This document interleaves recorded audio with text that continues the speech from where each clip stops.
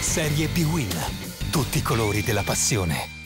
Per la terza giornata del campionato di Serie B, la matricola Portogruaro, dopo aver battuto il Cittadella tra le provvisorie mura amiche dello stadio Friuli di Udine, prova a sgambettare in casa anche un'altra reduce dai playoff promozione della scorsa stagione, ovvero il Sassuolo, sulla carta uno degli organici più forti e completi dell'intera cadetteria. 4-3-1-2 per il tecnico dei padroni di casa Viviani, con Cunico alle spalle di Altinier e Gerardi, preferito all'ex napoletano Pia che va in panchina. Arrigoni risponde con un 4-3-3 con Donazzana a sinistra e con il recuperato Catellani nel tridente con Masucci e Martinetti. Quarto minuto, subito un pericolo per la porta di Rossi, anche se il destro di Riccio va a lato. 13° minuto, il Portogruaro segna, assist illuminante di Cunico per Gerardi che di destro dal cuore dell'area fa secco Pomini. Primo gol stagionale per il giocatore di proprietà proprio dell'Udinese, quindi per lui un gol in casa. Grande tocco di Cunico per Gerardi, quindi vediamo tutta l'azione, Cunico, Altinier, Cunico, tutto di prima e alla fine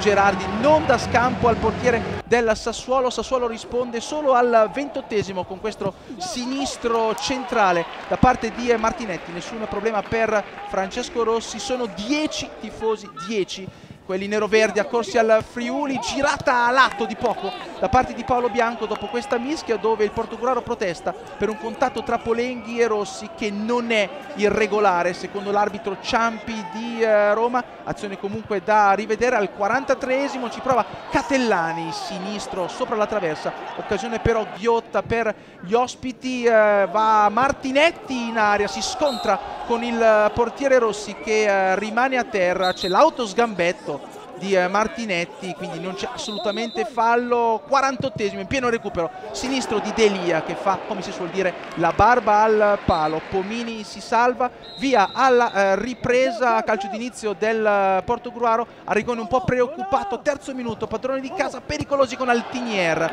almeno potenzialmente pericoloso il suo colpo di testa. Poi cross basso di Polenghi, nessun problema per Rossi, proteste per questo tocco, questo contatto tra Cristante e Martinetti. Dentro De Falco, fuori Troiano per il Sassuolo, fuori Altinier, dentro Tarana per il Portogruaro. Subito De Falco ci prova a destro, bloccato da Rossi, giocatore appena arrivato dalla Chievo. De Falco poi tegola per il Sassuolo, si fa male Polenghi ricadendo dopo uno scontro aereo con Espinal, problemi alla gamba destra. Al suo posto entra Consolini, lancio di De Falco, non aggancia però Masucci in area. Un'altra opportunità per gli ospiti. Catellani si gira e Pisani si immola e rivediamo l'intervento decisivo del numero 5 del Portogruaro a salvare il vantaggio dei suoi. Sempre più preoccupato Arrigoni, contropiede del Portogruaro con Gerardi sinistro a lato. Ora ci sono spazi per i padroni di casa. Gerardi esce applaudito, entra al suo posto Inacio Pia, fuori Martinetti, dentro Bruno per il Sassuolo. Attenzione a Pia in area, il suo pallonetto, Pomini riesce a sfiorare in calcio d'angolo sul successivo corner. Colpo di testa di Cristante a lato, Viviani soffre, la sua squadra sta per vincere, ci prova Masucci, palla smorzata da Madaschi tra le braccia di Rossi, contropiede per il Portogruaro. Siamo ormai quasi nel recupero, ma Tarana sbaglia completamente in superiorità numerica il passaggio per Espinal. Finisce la partita, seconda vittoria per il Portogruaro che sale a 6 punti, resta a 4 il Sassuolo. Per gli uomini di Arrigoni una sconfitta inaspettata.